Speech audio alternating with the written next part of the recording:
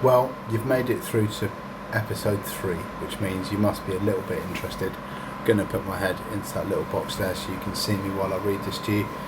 This research paper, and do check the link in the comments for the full algebraic physics breakdown, but the layman's term description is entitled Light and Sound on a Chip, the tech powering 6G, defence radar and future satellites. I'm working on the radio and sensing heart of the next wireless and defence revolution, and it fits entirely on a single chip. It's a leap forward that promises to fundamentally rewrite how we approach global communications and security. To understand the magnitude of this shift, look at today's infrastructure. Our modern base stations, sophisticated radar systems and orbital satellites still rely heavily on bulky mechanical parts or intensely power-hungry electronics for basic functions like beam steering and signal processing. They're incredibly heavy, prone to mechanical failure, consume vast amounts of power and remain difficult to manufacture at scale. The breakthrough: crystals, light and sound. My work replaces this archaic architecture with something far more relevant: the manipulation of light and sound waves across specialised crystals. The foundation of this technology lies in potassium tantalate niobate, or KTN. Possesses one of the strongest electro-optic effects known to science. By applying a simple voltage, we can bend an infrared beam by large angles in mere microseconds, effectively steering signals with virtually no moving parts.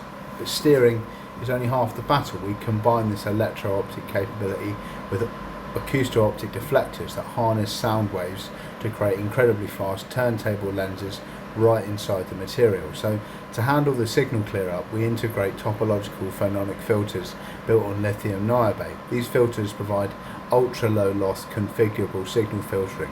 Finally, rather than relying on standard electronic processors, we use the interference patterns of light itself to perform the mathematical heavy lifting of signal processing.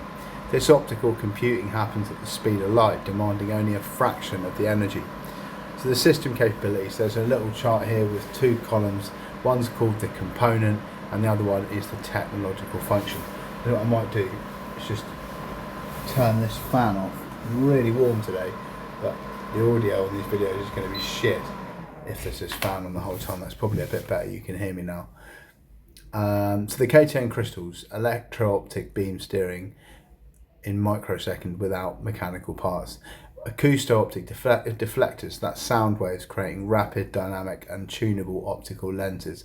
Lithium niobate filters, topological phononic structures for ultra low loss signal filtering, and optical compute, so interference patterns process mathematics at the speed of light.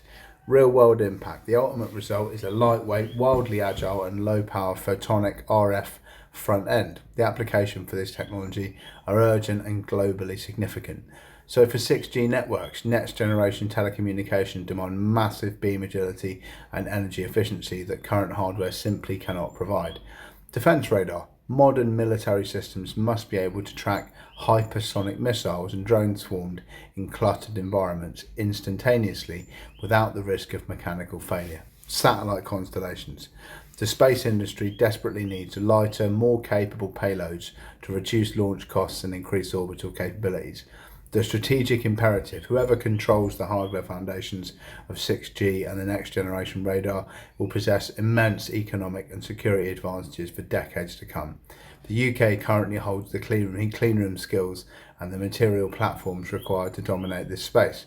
The individual technologies, the electro-optic deflection and the acousto-optic chirp focusing and the optical interference maths are already functioning in UK laboratories today.